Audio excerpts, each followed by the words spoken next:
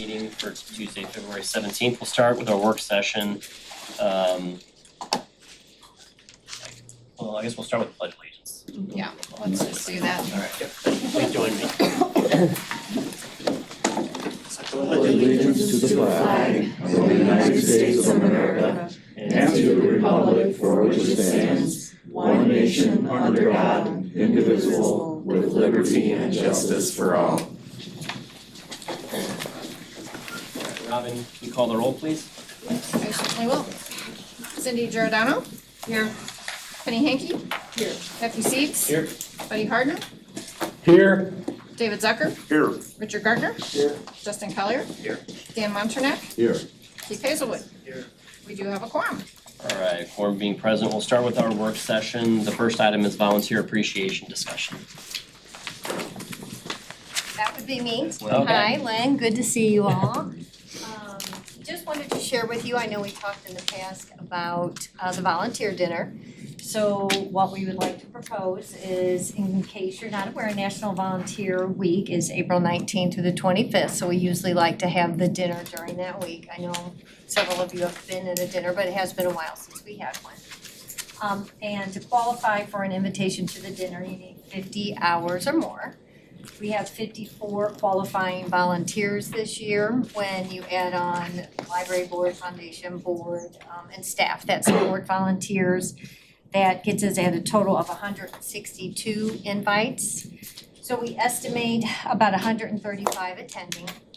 What we would like to do, if it would work for the board as well, as we were thinking during that National Library Week, there's a board meeting on Tuesday, April 21st. If it would be a possibility of having an abbreviated meeting, and then we could go over and have the dinner at Spencer Road, so it would be in our own facilities. We would have some outside catering come in. In the past, we've had that 6 to 8, so I don't know how that would work maybe for everybody's schedule, but if that's a chance, we would like to do that. As a side note, the theme this year is your year to volunteer. So we're gonna try to do that and work around and would like to kind of have a theme that goes along with the America 250 as well. Date was that again? April 19th. Tuesday, April 21st.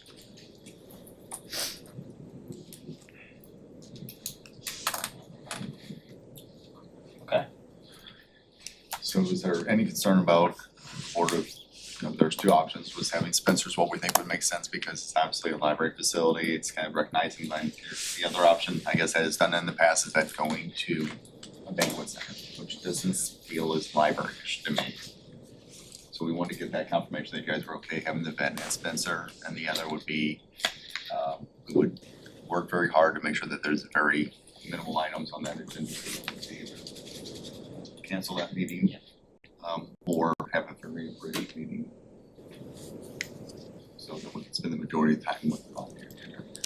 Yeah, I think, we talked last work session about having a discussion after the April election on how things turned out on the ballot. So I'd still like to have a meeting in April, but we need to move it. I think it's certainly acceptable. I'm torn as well between doing a banquet center and doing the library. You don't wanna, you wanna feel like, there's appreciation for the volunteers and that, we take it seriously and we appreciate them very much. So like having a nice place, a nice event, at the center is, I think, gives off the appearance that we are, we mean it. Not saying that, having it at Spencer is like discounting how much we value the volunteers, but that's where my brain's at right now at the moment. So. Good thing about Spencer is we have the commons with the, Right. it's 400 people, That's true. 4 round tables. That's true, yeah. So if you brought in linens and you had it catered, Right. It's a, Yeah. I think it matches a lot of facilities out there. Yeah, that's a good point. I wasn't thinking that. Yeah. Versus, when I said the library, you Yeah. think of the library With itself. books all around. Yeah, but yeah. But And no, way back it's in when, common. when I did have a volunteer dinner in Spencer. Okay. And I thought it was nice. Now, Okay. of course, I, organized it at the time. It was lovely. But it was nice, when you have the linens in Yeah. there and the table is set. Yeah, I think it looks nice. And I do think it's nice that it's in one of our facilities as well. But, I'm open to having it someplace at a, outside venue as well. It's not like that I'm anti that, but I'm Sure. just saying, I did think it turned out nice. Yeah, I appreciate those comments, trustee Zucker. 2 points. First is, in striking a note of economy, having it at the Commons is less expensive Right. than renting a banquet facility. Correct. And that sends a useful message to the public. Absolutely. Second point, I think we ought to have an April meeting. Can we kick it 2 days down to, Right. say, Thursday? That's what I was thinking too, actually, I'm afraid. So, we'll need to coordinate everybody's schedules and figure out, but I was thinking that same week, just move it,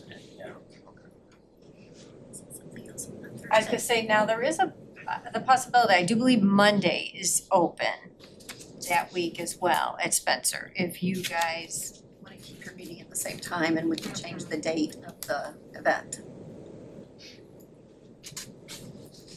I'm out of town on the 21st. Okay.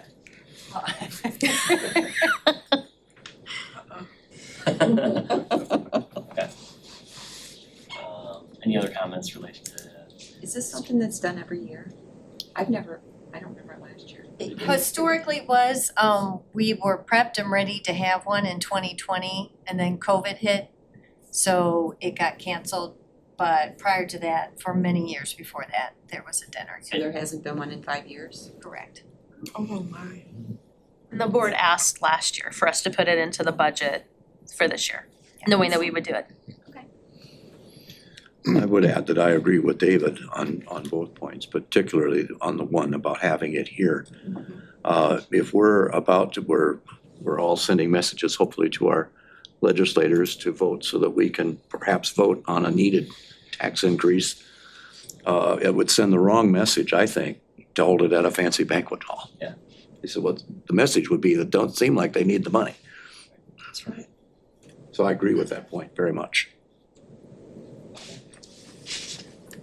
Any other comments? Okay. Thank you. We will work back with our schedules, I'm sure, through Robin.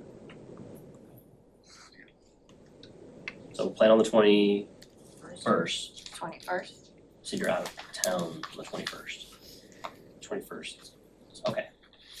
Alright, got it, Returning sometime in the afternoon of the 22nd. So not Monday, just to be clear, the correct. 21st is still good. Correct. Okay, all right, yeah, because it's not booked, we kind of have a heads up with the caterer we were thinking about, but we would need to book it. Were you asking to have both things later in the week? No, Just the meeting? just the meeting. Thank you, alright, Okay. 21st. Thank you. Thank you. Alright, next item on the agenda is our preliminary fiscal year 27 adult and youth services budget discussion.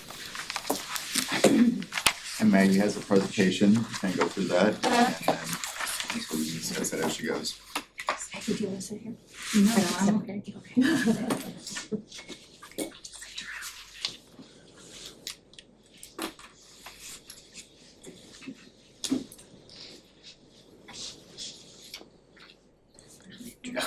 You have to click on the PowerPoint. Go ahead, now she should be able to. Okay, thank you. All right, so for those of you that have seen me present, I don't love presenting, so I'm mostly going to read exactly what I wrote, so just bear with me if I don't make eye contact with you all at all.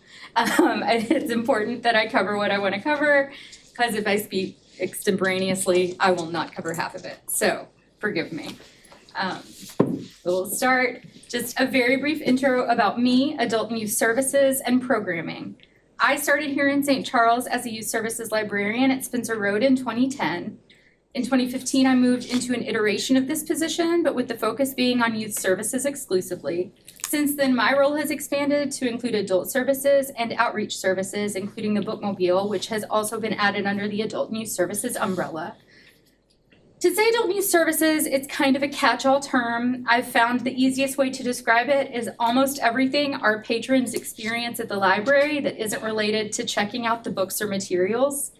So it covers programming, passport and notary services, reference services, large and small initiatives like Summer Challenge and One Read, and community outreach. All that to say, we tend to, for the most part, group most everything regarding adult news services together under the umbrella of programming for budgeting purposes. For the budget breakdown, this budget reflects consistency, not expansion. We adjusted centralized purchasing last year to allow greater branch flexibility while maintaining system-wide coordination. Summer Challenge remains steady because the current model is working effectively. Passports is a slight decrease and software is a slight increase, with the money just moving across those lines to allow for a flat overall budget. I'll go more into all of these different lines now.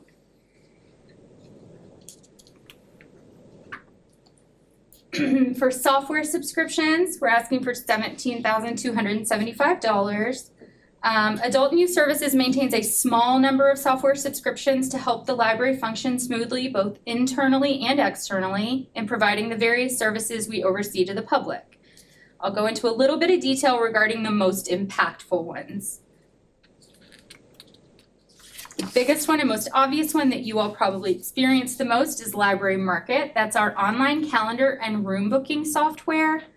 This allows both the staff to book rooms for programs and the public to book rooms for our study, community, and event rooms.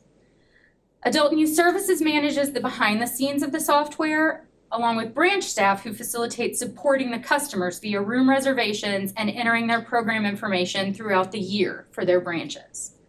Programs range from the more standard things we know and love, story times, book discussion groups, crafting projects for all ages, and author events, just to name some of the general examples, but can also include some more specific things that tie into cultural topics or what's popular at the time, things that branch staff notice or hear from patrons that they'd like to see, or just general trends that we offer to the community periodically. Themed trivia nights, pop culture themed parties, movies, etc. Zubeen is the company behind our reading challenge software, Beanstack. Throughout the year, we provide different reading challenges, either exclusively online or a hybrid of in-person and online, to not only promote reading, but to challenge our patrons to possibly read something outside of their comfort zone, or simply to just read more over a certain period of time than they normally would. Our current running reading challenges are Winter Challenge Reading Olympics, Black History Month, 1,000 Books Before Kindergarten, and the Ultimate Genre Challenge. You can pre-register for the America 250 Challenge right now, as it starts March 2nd and will run through close to the end of the year.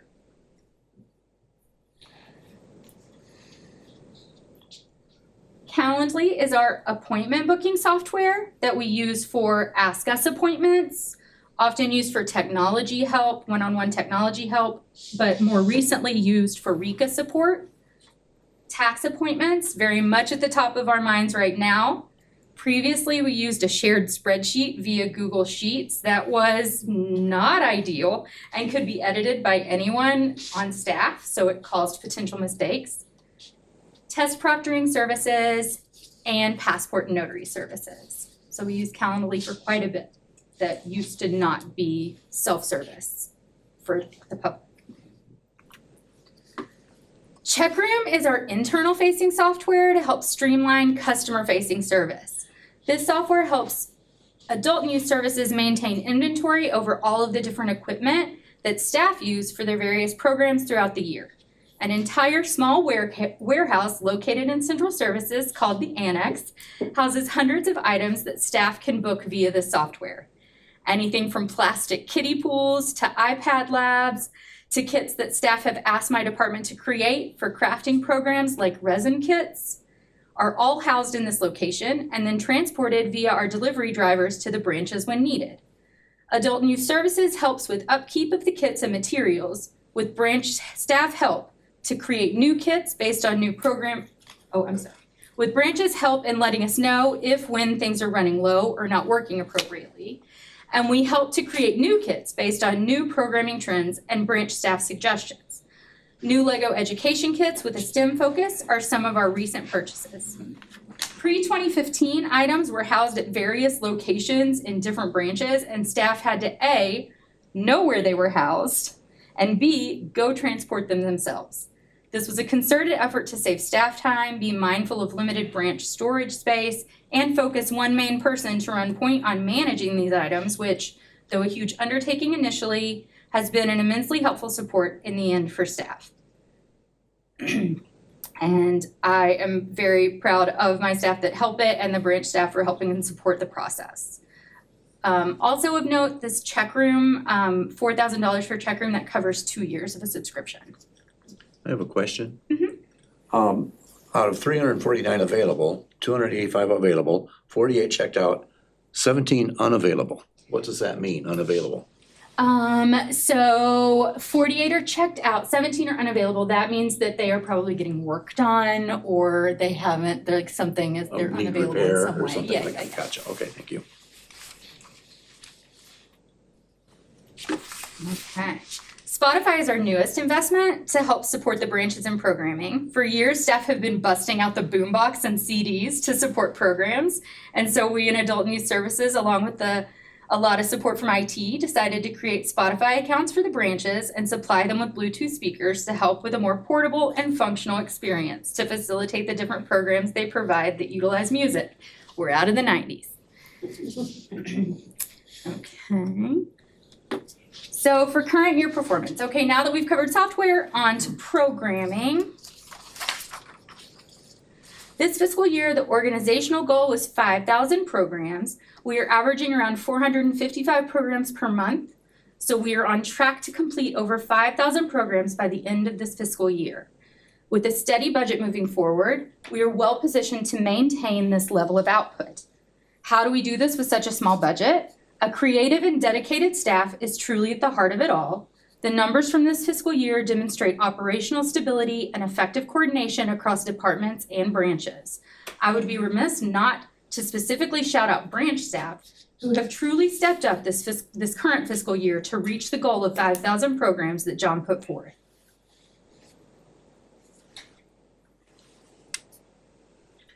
We are seeing steady recovery and stabilization as consistency increases and public habits normalize. Attendance continues to improve. Also, something of note is that the more recent fluctuation in attendance can be attributed to temporary branch closures due to renovation. So that's just, we were growing, and then fiscal year 25 it dropped, but that's because some of the branches were closed.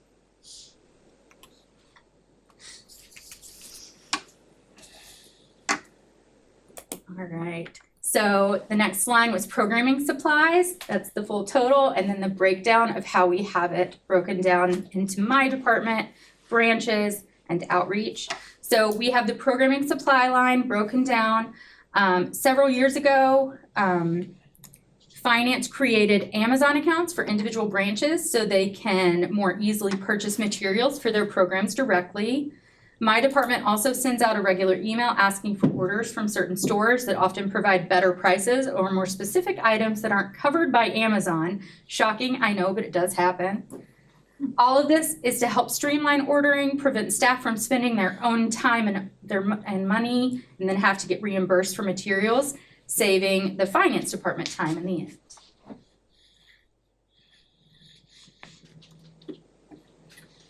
I mentioned Adult News Services being in charge of special initiatives earlier, Summer Challenge and the additional programming it entails being the most obvious example and having a measurable impact on visitation and visibility of the library as a whole.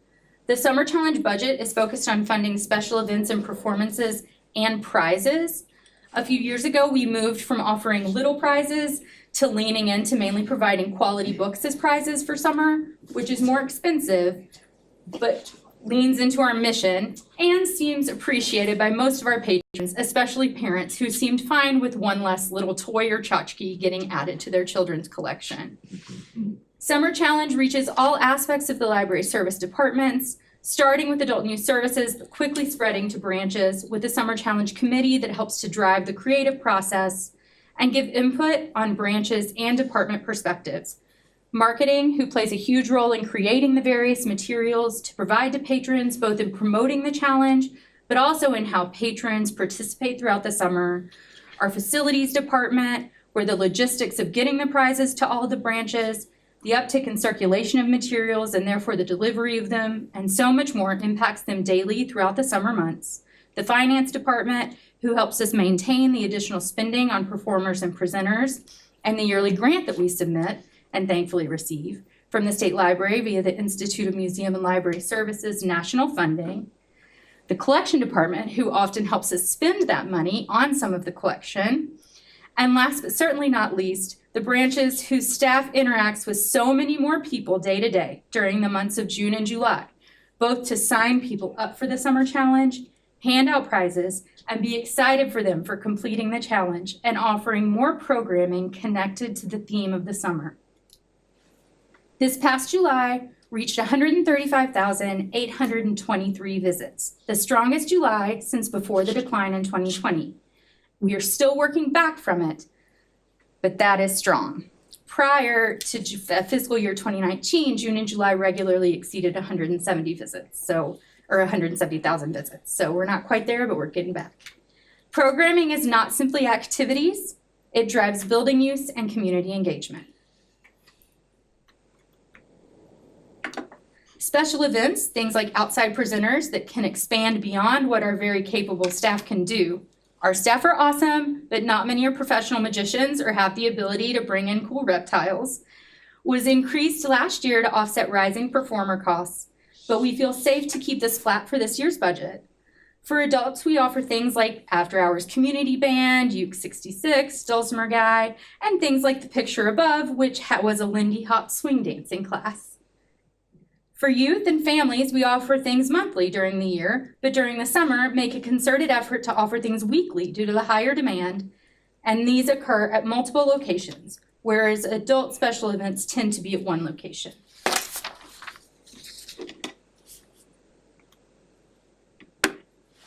Some examples of youth special events, are Santa every December, Jim Gill, which was pictured above, and Mad Science and other various magicians and performers. Special projects line is small but helpful for flexibility when something that doesn't happen yearly occurs. A recent example was the past solar eclipse a few years ago.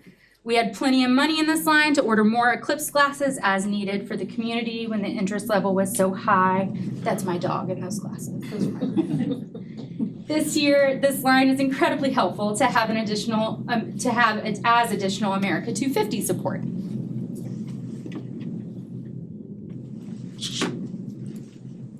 So briefly how programming works. Programming operates through coordinated support. Adult and Youth Services supports partnerships, booking outside presenters, and large-scale initiatives. This is the team that works directly under me, mainly at Central Services, but also in the branches or in the community, hosting programs and events. The AYS team tries our best to view our role as support to the branches and in turn the library patrons. Outreach extends our reach beyond buildings. Housed in Central Services, but functioning like a branch that does all of the services of a branch, but for their patrons and then delivers it directly to them. Like a branch, Outreach has an outreach services manager like a branch manager who directly oversees the outreach activities and bookmobile. Branches and branch staff tailor programming to their specific communities based on feedback and trends, while building relationships with their patrons. Via day-to-day interactions, beyond programming, branch staff are providing daily support to patrons via answering questions, helping with meeting, study, and event room booking and utilization, providing book and material recommendations, welcoming new and returning patrons to the library, signing them up for library cards, or helping them with other services like computer use, printing, or scanning, and providing general customer service. Back to programming. After the pivot away from centralizing programming, my main goal has been to rebuild trust among branch staff, me, and my department. We want to be viewed as support for the branches and for them to know that we recognize all the good work they do while providing guidance and some parameters. The overall goal is consistency without removing the flexibility to be creative. I have another question. Mhm. What are some examples of community sites? The first three are self-evident, but what are some outreach services to community sites? It's like different community events and different things, like, so just the different stuff that happens in the community. Okay, so if one of the communities is having a festival or a Yeah. parade or something like that. Yeah, so we can either send our outreach department can like set up a little pop-up setup, or we can send the boatmobile or whatever. Okay, thank you. Passport services are an example of a really popular service that we provide. We have 2 part-time designated passport agents that are the main support in providing a valued public service, with centralized adult and youth services staff adding oversight and additional support when needed. Notary services, also mainly provided by those same passport agents, remain free and community focused. We get a lot of really positive feedback about our passport and notary services. We're very proud of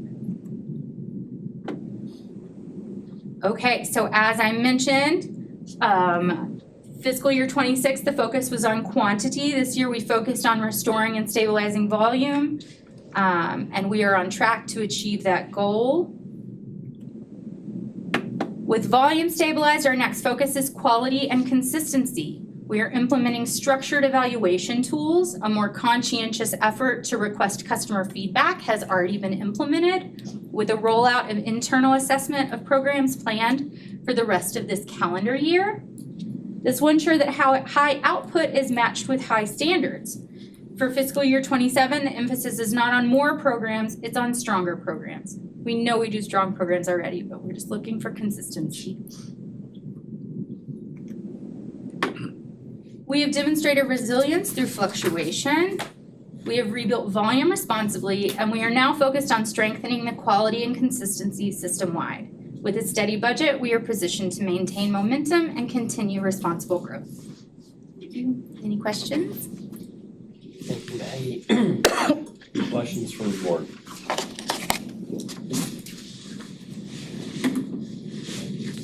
Seeing none, good timing. Right on. Thank you.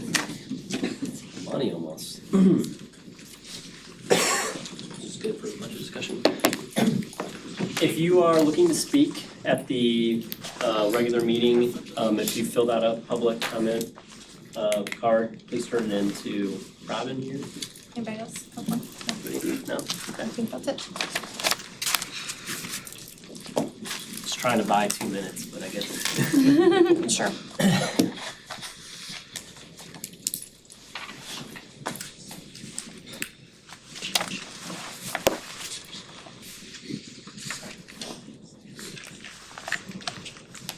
Stand in recess for 1 minute. Yeah. Stretch your legs. Ready for a long haul. Yeah, that's sweet, okay.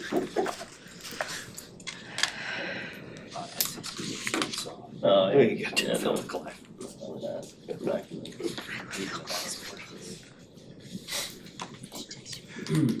Great job.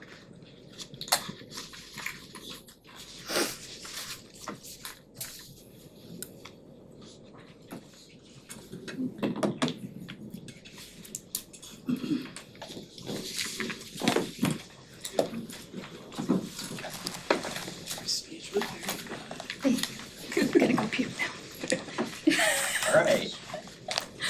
It is 7 o'clock, we will begin our regular meeting. First on the agenda is public comments. First, we have Brian Rorda speaking on agenda-related items. Good evening. Just had a couple thoughts on the request for engineering services. First, I know this is developing a plan, not direct action. In an ideal world, I'd like to see a ballot proposal for a tax increase before we spend any more money on our branches. That said, I don't want perfect to be the enemy of good, and looking at that, there is something on there that I particularly had interest in. Proposal to get a makerspace in Spencer Road here. I do think that is something this library has been lacking, and obviously, a makerspace could be a number of things. It could be, a single 3D printer. It could be a complex the size of Spencer Road itself. I'm interested to see what comes out of it, but I do sort of wonder If we're pinning ourselves too much to the budget listed there without knowing what tax rate's going to be looking like in the near or distant future, with the whole, between the whole property tax versus sales tax, and just the fact that, hey, I'd like to see us getting this library more money in general, what will this county bear? I'd like you to consider going bigger, in terms of, having it at individual branches today. It might be good to distribute something to all of the branches, or it might be better to have a large central complex that maybe couldn't even fit in Spencer Road. Just some things to consider, but I do encourage you pursuing a makerspace in this county library. Thank you. Thank you, Brian. Next up is Kristen Kern, related to policy 576.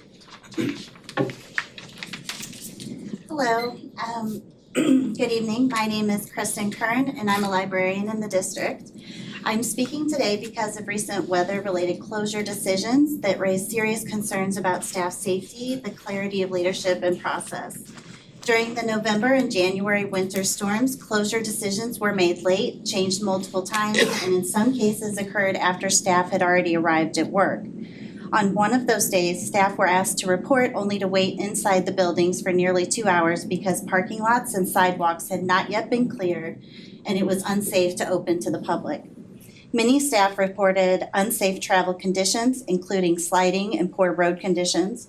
However, the decision-making process appeared to rely heavily on comparisons to recreation centers and other facilities, rather than the realities of library staff commuting from across the county and surrounding areas. I'd like to note that the St. Louis County Library closed fully for the duration of these storms, and St. Louis City did for most far more than we did. Their approaches provided clarity, consistency, and safety rather than day of or mid-storm decisions. In internal listening sessions, it was also stated that there was confusion about who is responsible for making weather closure decisions. That lack of clarity is concerning, and staff need to know that someone is clearly accountable for prioritizing their safety. In addition, guidance during these closures was unclear.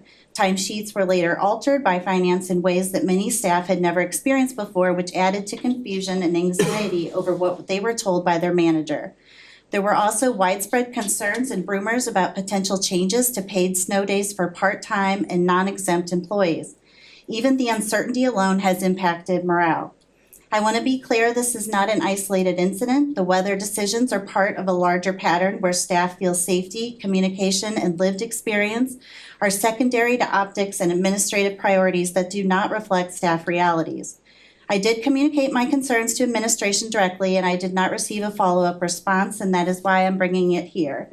I'm asking that the board ensure that weather closure policies are reviewed with meaningful staff input, that accountability for these decisions is clearly defined, and that employee safety, not just community optics, is centered in future decisions. Thank you for your time. Thank you, Kristen. All right, we have no other speakers for tonight. We can move on to reports and correspondence, the Chief Financial Officer's report. So we received the bulk of our taxes in January. So you can see we're pretty much on budget. We're actually running ahead of budget as far as our expenditures. One area that we're going to do some catch up in is the capital outlay. And I've noted that Cobra Parkway will have the roof replaced. We'll actually be doing audio-visual replacements shortly. And then we'll have to address parking lots once the weather gets a bit warmer. If you have any questions, I'd be happy to answer them. Any questions for June? All right, seeing none, we'll move on to the executive team report. John is gonna talk in a little minute about Library Advocacy Day. He, Julie, LB, and Diana all went, so he's got a little report. So my first thing is Staff Development Day that happened in January. We had about 200 staff that attended, and since that time, we've held 2 makeup sessions for the other 45 to 50 staff, so. But thank you to the Employee Development and Workplace Culture Co-Leads, Cindy Miller and Kristen Sherry, as well as Diana, the Branch Operations Administrator, and Lynn, the HR Manager. We were able to introduce the core competencies, talk about giving and receiving feedback and effective goal setting at this staff day. Next is Spencer Road Branch recently launched an American Sign Language Club at the library where they practice finger spelling and common signs for beginners. They're gonna continue to work with local experts in the field like Deaf Inc., who will present an ASL story time at the library in May. The group meets again on February 25th from 5:30 to 7:30. And the next update is to test whether or not I know how to pronounce things. And that is the manga chibi character class at Wing Haven welcomed 30 students to learn from professional manga artist Tabby and Alexi. And this new program, it came from one of our staff members, Mona Malinowski. So, and if I said any of those correctly, that's a win. So next, the other thing, we held the Polar Party. And Polar Party is a collaborative event between Francis Howe parents as teachers and library staff throughout the district. They welcomed more than 175 kids, parents, and caregivers, and it's how we promote the library as well as parents as teachers. Next is America 250, which is what Maggie spoke about briefly, and we have 19 events scheduled for February, 31 for March. And the programs and the events cover patrons of all ages, from our youngest in Storytime Little History Explorers to adults interested in light trivia or deep history. And there are 2 links available, and I believe this was also emailed to you if you would like to click on the links and see more of what's happening in the county as well as the library. And the next one I'm actually going to read because I would be remiss if I didn't read it in whole. Our community... I'm gonna try not to laugh. Our community is going for the gold with our winter challenge. More than 3,200 participants logging almost 1.5 million reading minutes have stepped up to the starting line, and the competition isn't over yet. We've already skated past our original completion goal, surpassing our target and setting a new record. There's still time to register though, because it goes through this month. And I've spoken at many board meetings about RECA, and in January we received another 100 plus requests for assistance from community members, so they continue to go on strong. So they are busy with that. And then we have no new requests for reconsideration currently. A few upcoming events, the Winter Reading Challenge if you'd like to join this month, and then March 9th we have Eric Larson, an author event. March 14th, we have Women in the American Revolution War, which is tied to America 250. And then April 17th, you all have a flyer that's underneath your packet, and it is for the Foundation Annual Trivia Challenge. We'd love to see you there if you can make it. And a few media outlets covered a few of the library things. One was KMOV, and it was about the Heritage Center. Spectrum News talked about legislation. Boone County Connection talked about the Heritage Center, and Spectrum talked about the proposed tax relief in St. Charles County. And then the finale, the Mission Impact, one story at a time. This is from Cindy L. One of my favorite parts are the crafting classes. Not only do we learn and make new crafts, they're great for meeting people, making new friends, and having the experience of getting to know the wonderful librarians. I enjoy taking the kids to their classes, and they enjoy not only the class, but the chance to interact with other kids their age. The library also has so many unique items to borrow, which is amazing. Books, audiobooks on Hoopla, puzzles for these snowy days, and so much more. The library has become a favorite place to visit, which is a great way to go to the rest of the meeting, so.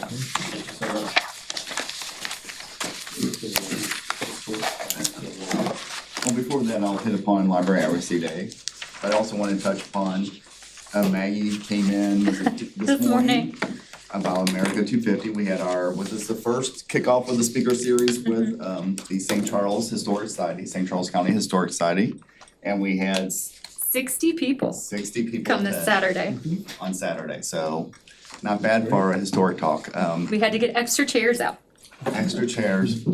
I was, when we first were kicking that idea about having historic talks in the library, I thought, who's gonna be there? But, maybe the county's active and a few others that are just love history, and I could just imagine myself falling asleep in the back of the room. But we had 60 people, and I think that's just amazing. That's very I think we got good PR on, good folks getting out, getting the news out, and what I really like about this is, it's kind of that partnership.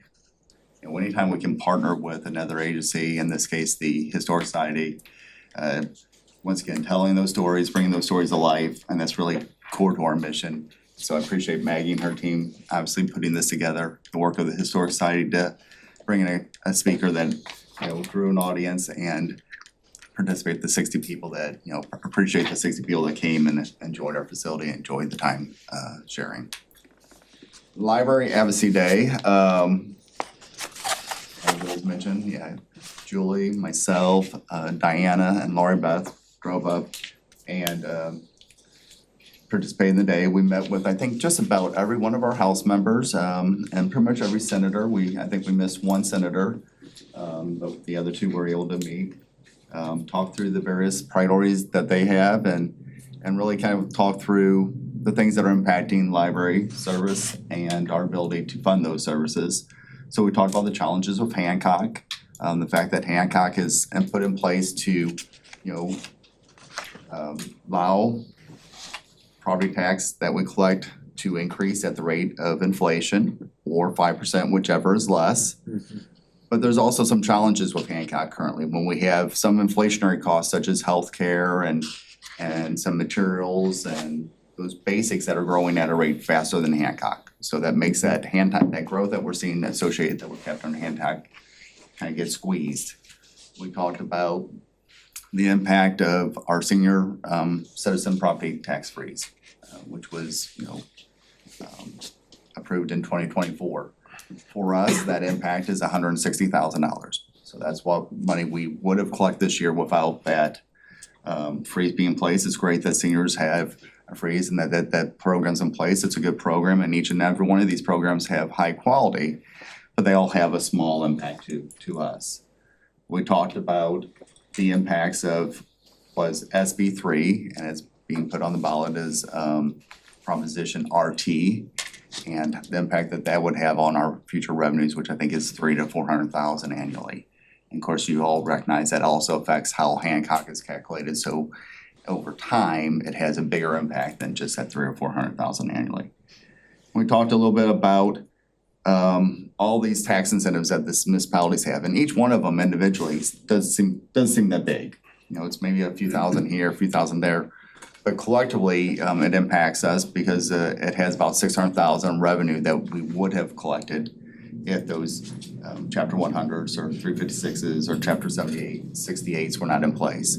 So all these little minor things that keep on pulling a little bit of revenue here, a little bit there, have a big impact. And so part of our conversation was, what are the things that you're talking about? Things that they're talking about are eliminating personal property. Well, that would have a huge impact. Personal property, I get it. I understand that when you buy a car, your tax car, you have your sales tax, and so why should we be taxed annually on it again and again and again and again? I get it. But for us, that's 15% nearly of our revenue, so that's $3 to $4 million. I think it's $3.6 million in this current year. That type of loss is catastrophic. That's not just a nick anymore. That's we're bleeding. So we really were talking about, okay, if these things are out of favor, what's in favor, and trying to get their feel of what's in favor, and a lot of conversation focus around sales tax. And I think sales tax is okay as long as it's a supplement to what we have. Unfortunately, a lot of our folks are talking about a replacement of property tax with sales tax, and that makes me a little more nervous. If you look at the history of sales taxes, it's not growing as fast as other things out there. Right? You have more online sales that are collected. That's being collected as a use tax. So the sales tax revenue is growing, but it's growing relatively slow historically. So we let them know that we weren't really fond of the idea of funding library services solely on a sales tax. Now, if it's supplemental, like a couple pieces of legislation do, that's something that we would be more supportive of. And there are two pieces of legislation out there. Senate Bill 1023, so 1023 is a Senate bill that was introduced, it was in committee, got voted out of committee, and it's on the floor. It's number 16 on the Senate calendar. That would allow a supplemental, allow libraries to ask the voters would they would like to supplement their existing property tax with a sales tax. And so that bill, we'll see how it goes. We are included in that. It included, I think, 40 counties. Don't quote me correctly on that, but it's right in that number of counties that were included in that bill. And there was a companion bill out there, House Bill 1621, that has not moved. But hopefully that bill does make it to committee and we can see some movement on that, at least a discussion by our legislators of how do we fund these services. There are several other bills out there that impact libraries funding, but there are a few bills, several bills out there on the House side, I think one on the Senate side that relates to who appoints the board members of our library. That bill was introduced last year, but this year it looks like it has probably a little bit more opportunity to move forward, and whether it makes it through the process or not is still yet to be determined. That obviously would take, the county executive would have his 5 appointments. The 4 municipal currently are from the city of St. Charles. It essentially allows those 4 to be shared amongst some of our other cities, whether it be St. Charles, St. Peter's, O'Fallon, Wentzville. There's a kind of a rotating schedule that's outlined in that bills. So a lot of things out there floating that will impact us. We'll see how this session goes. The April election with Proposition RT on the ballot. We'll be interested to see how that plays out as we move forward as well. So, but overall, it was a good day. Like I said, we got to speak to a lot of folks. I appreciate Robin for scheduling those for us. And she actually booked a few bonus senators from outside of our delegation for us to speak to. So we spoke to many of those that were hearing Bill 1023 in committee. So we took the time to meet with a couple of those senators that were gonna be reviewing that bill in committee and kind of outlining our thoughts. So appreciate everybody's time of doing that. It was a long day, and a little bit exhausting. Because you're going from one to another and there's someone always behind you, so it was a busy day and a little bit of exhausting, but I appreciate the team. I think we broke up into groups and I think we did a pretty good job of hitting as many people as we could. We did everything but follow them into restrooms. I mean, we actually called one of the senators in the chamber, like the main hallway, and Diane and I talked ourselves into the side chamber of the Senate and sat out there, and when the senator walked by, we kind of said, hey, let's walk, and we continued walking with them. And yeah, your group caught a few people in the hallway that were kind of were by chit-chatting, so we kind of we took every opportunity to make sure that we had an opportunity to let them know that we're there, we support what they're doing, but we have concerns about a few of the measures on there that would definitely have impacts on how we fund this organization. So, any questions? I'd be happy to. I'm just real curious to know what kind of reaction you got from them when you presented, when you made our case. Did you get any indication, verbal or body language, that you had made it? All kinds of reactions. Some was subtle, like body language, like I had first minutes we're talking, kind of general talk, small talk in the beginning, and it's all very pleasant. And the more we start talking about the funding, the legs start bouncing, to the point that I was on the chair bench next to him, I was like, I was on a horse, his leg was bouncing so hard, so I could tell that we're hitting that nerve of something that we didn't want to talk about. We had others that were very straightforward and blunt and said, this is how I believe, and just gonna have to. So you had a mixed reaction. We did. We have others that were, hey, I love libraries, I love library services, I love what you're doing, let us know how we can help. So it all kind of varied. There's obviously different points of leadership within both the House and the Senate. And they'll have to make a decision, but like I said, I think our goal is at least they heard from us. They know our concerns, they know what will impact us. They understand that we're primarily funded by a property tax, and if you eliminate the property tax, there needs to be a substitute. They understand that we prefer to have a diverse revenue stream, so we don't wanna be solely on a sales tax. Mhm. You know, it's nice having a personal property and a real estate tax. We have two sources there, it'd be nice to have a third. You know, so those clear things of what we wanted, they're aware of. Mhm. You know, the impacts of how, and then what gets made and how it aligns with the priorities of the House and the Senate and the governor are all yet to be determined. I think they have some competing priorities because we have a governor who wants to eliminate the state income tax. Yeah. And then you've got others talking about the food taxation because cost of food is very high. So they're hearing a lot from many different parts of, I think, Missouri, the county, so they're trying to determine what those priorities are, what that will look like. When you talk about whether you can support the libraries with sales tax or, you know, what's going to be happening there.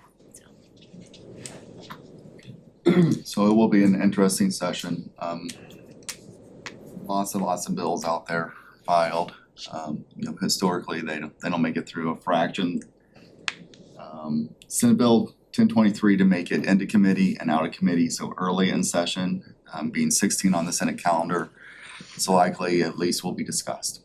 And if we can at least hear a discussion, public discussion on how we fund, you know, library services, to me, that's a win. Whether it's passed or not, at least there's a public discussion and we have a point to have input. And, you know, they can have a debate on the floor about those items. So hopefully that is what we get out of one of these bills. If it makes it to the governor's desk, great. At least hopefully should be a public debate on how we're gonna fund these services going forward and help Mhm. inform that future decision if that's what happens. So. All right. Thank you for that Thank you. information. Moving on to the statistical report. Statistical report. Overall, we are on track. If you look at, circulation is slightly, probably, if you look at circulation and all checkouts, it's slightly below where we're gonna be at this time of year, but generally the winter months are a little bit slower. So I'm confident that we're on track to get hopefully to our goal of 6 million, but we are slightly off on that at this current time. Our cardholder goals, gate count, programming, all are doing very well. And the one thing I just continue to be happy with is the program attendance.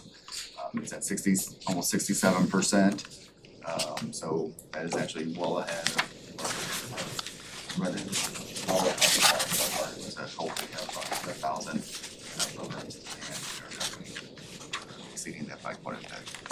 So that's all I have. Any questions, comments? Alright, moving on to correspondence, there is no correspondence, so we can move right on past that to the consent agenda. I have minutes for approval from the January 20th work session regular meeting and closed meeting. If I can review that, I'll entertain a motion to.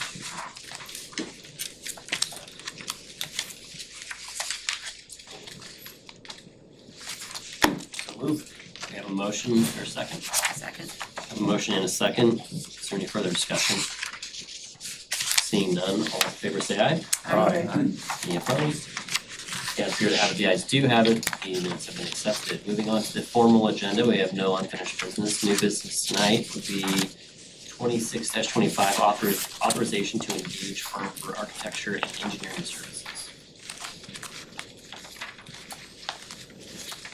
Alright, so before the board is, there's a memo that we prepared, and also have a letter agreement outlining scope and fee, as well as a request for qualifications for work that we put out for consultant services at Captain Lindman Branch, Spencer Road Branch, as well as some work here at Central Services.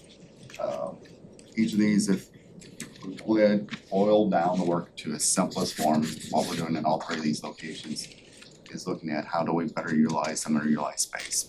So at Captain Lindman Branch, when we moved the local history and geology, there's 3,000 feet of space there that will be vacated.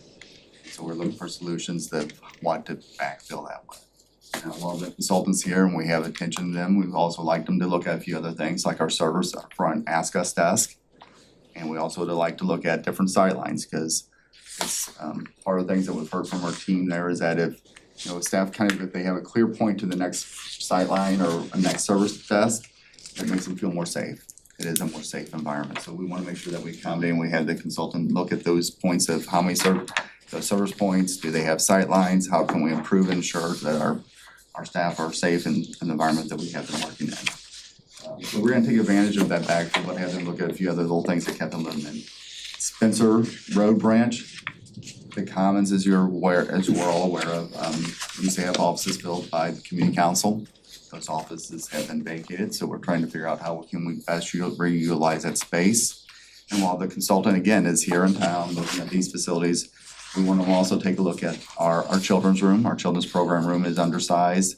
To expand that potentially would encroach upon some of the area that's currently occupied by our teen space. Well, then what does that down row look like, and how do we then program and plan for those improvements? The last piece is central services. As we're aware that part of this building used to be leased out as a dance studio. We have made some improvements to create that into kind of a warehouse and storage, and kind of reuse that space as best as we can with some low cost improvements. But the thought here is we are leasing warehouse space at Turner Boulevard. The annual cost of that is about $150,000 a year. And so we'd like to know if we basically reutilize this main floor of this building more efficiently, could we get out of leasing that warehouse space? And so the first piece of that will be truly looking at the assessment of HVAC. You know, that's gonna make the feasibility this a yay or nay. So if the HVAC systems that we have in this building can handle walls being torn down without having to be completely replaced, and that return on investment, what we kind of provide the consultant is we'd like to see that less than 5 years. So if the overall cost to rehab this and potentially HVAC replacements can be less than 5 times 150,000, then it's worth carrying it on to the next phase of design and seeing whether that's feasible or not.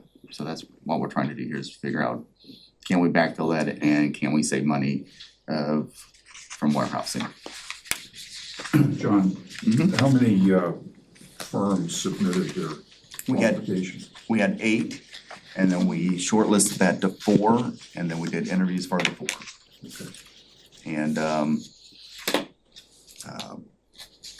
we were impressed. We had a lot of good firms.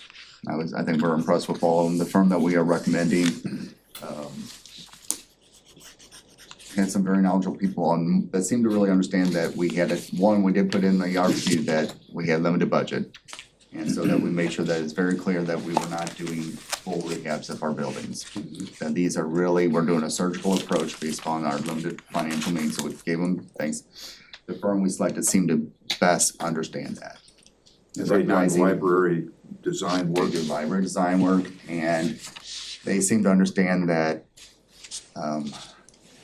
you can accomplish a lot of things with selective removal of some walls, and a lot with how you put, the furniture and texture and everything else associated with that, which is a whole lot different than just knocking down a whole bunch of walls and rebuilding everything. So they seem to have a good approach of that, a surgical piece of demo and rebuild, filtered in with furniture and placement of shelving and this and that, signage and weight, all that good stuff goes a long way of spreading those dollars. So that's was one of the big things that why we chose this firm.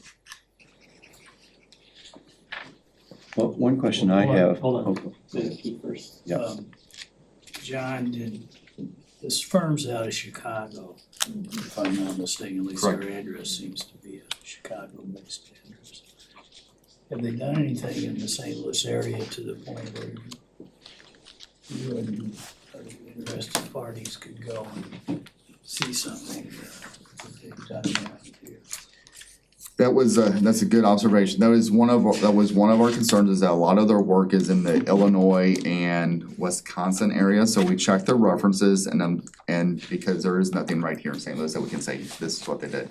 Now, part of their team is from, they use was it IMEG, IMEGE is one of the partners, which is from St. Louis. It's more their engineering side of it, not the architectural eye. So we are relying upon the references, and the work that they provided is comparable. versus being able to have that hands-on, eyes-on look of something they've done in the St. Louis region. One thing that jumped out at me on the Catherine Linneman branch, the anticipated budget is from $750,000 to $2 million.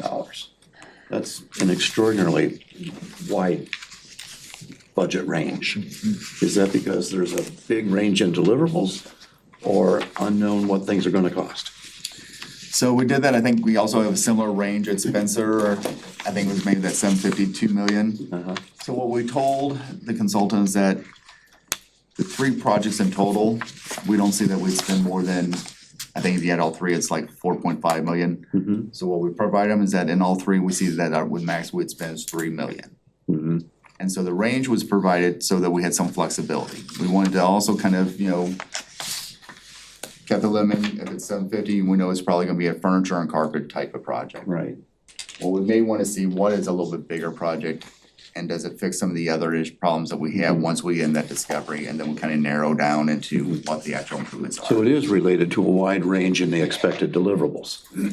Yeah, we wanted to give a little flexibility, so as we go through that kind of discovery piece of it, and they start meeting with our teams about what some of these spaces could be used for, what are some of the needs within the spaces, Gotcha. that we had some room of flexibility, but we wanted to clearly make sure that they realized that we weren't talking about a $15 or $20 million project, so that we had firms that knew that we're really talking about very low cost improvements, but with some range based upon the creativity that they may bring to the project. Okay, good, thanks. Did any of these companies actually come down and physically look at the properties before they made a bid? They did, we did a tour and we had 9 people participate. I think all 9 companies participated, 8 submitted, including the company that we're recommending. And then we toured all 3 sites.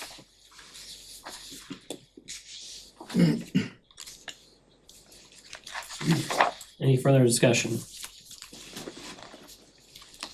Seeing none, I'll entertain a motion.